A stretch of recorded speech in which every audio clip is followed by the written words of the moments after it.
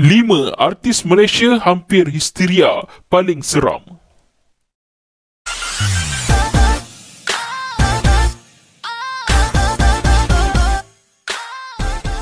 Sebelum kita teruskan, jangan lupa subscribe, tekan butang loceng, like dan share video ini. Nombor 5. Fathia Latif. Ketika pementasan teater Bidasari di Istana Budaya pada tahun 2014, Fathia kelihatan kurang bermaya dan jatuh pengsan pada malam kejadian. Beberapa pekerja produksi juga mendakwa melihat seorang wanita menyerupai Fathia, sedangkan pelakon itu sudah pun pulang ke rumah. Ditanya mengenai kesahihan peristiwa misteri itu, Fathia yang ditemui di Anugerah Drama Festival Kuala Lumpur bagaimanapun tidak dapat mengulas panjang kerana dia sendiri tidak sedar dengan apa yang berlaku. Selepas hampir 1 jam pementasan berjalan, tirai tiba-tiba ditutup dan pementasan dihentikan seketika selama 5 hingga 10 minit.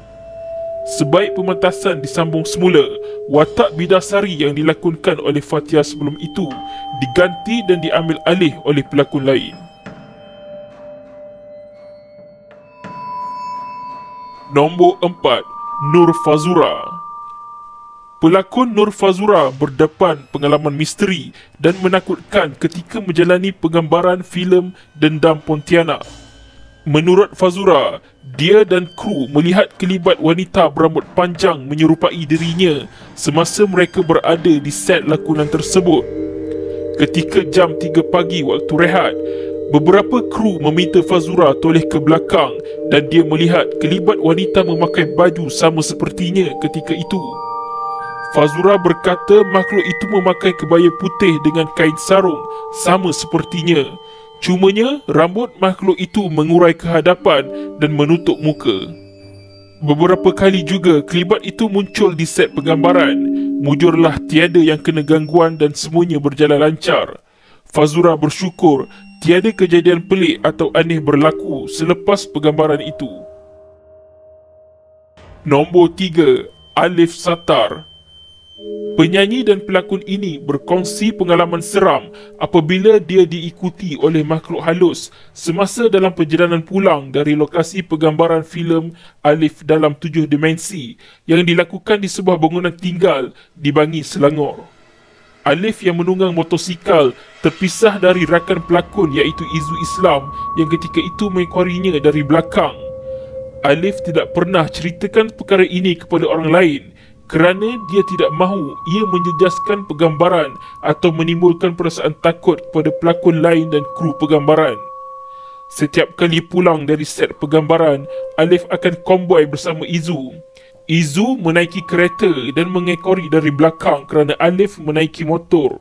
Selepas itu, ada simpang yang tiba-tiba membuatkan mereka terpisah. Ketika dia melalui simpang itu agak sunyi dan menakutkan sehingga dia ternampak ada benda yang mengekorinya sepanjang perjalanan itu. Tambah Alif, ia merupakan salah satu pengalaman menakutkan selain mengakui berasa seram dengan beberapa kawasan lokasi penggambaran filem ini.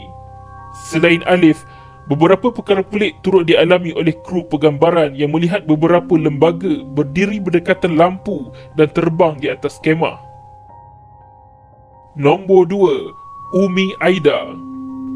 Penggambaran filem Dukun di Penjara Pudu meninggalkan pengalaman mengerikan buat pelakon utamanya, Datin Seri Umi Aida, apabila beliau hampir histeria ketika berada dalam sel tahanan.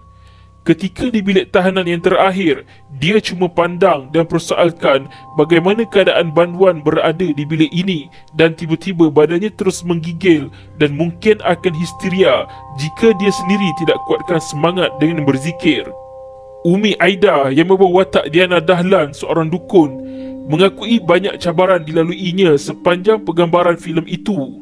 Antaranya terpaksa berkawan dengan ular bagi menjiwai dan memperoleh ciri-ciri yang perlu dibawa melalui wataknya. Nombor 1. Nazmi Adwa.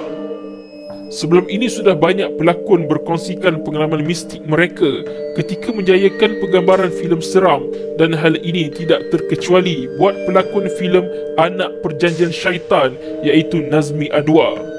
Menurut Nazmi, sepanjang 18 hari menjalani penggambaran filem itu di lokasi sebuah rumah banglo lama di Kuang, Selangor, dia berasakan seperti diganggu makhluk halus ketika menjayakan filem arahan Helmi Yusof itu.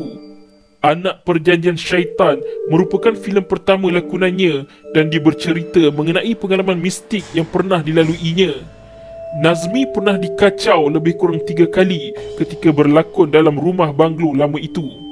Nazmi dengar gangguan suara serta ada benda yang tumpang di tempat duduk belakang keretanya ketika dalam perjalanan pulang ke rumah selepas habis penggambaran pada waktu tengah malam.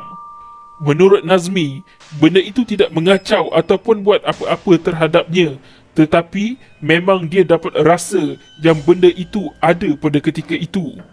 Gangguan kecil seperti ini memang perkara biasa ketika terlibat dengan filem hantu menurutnya.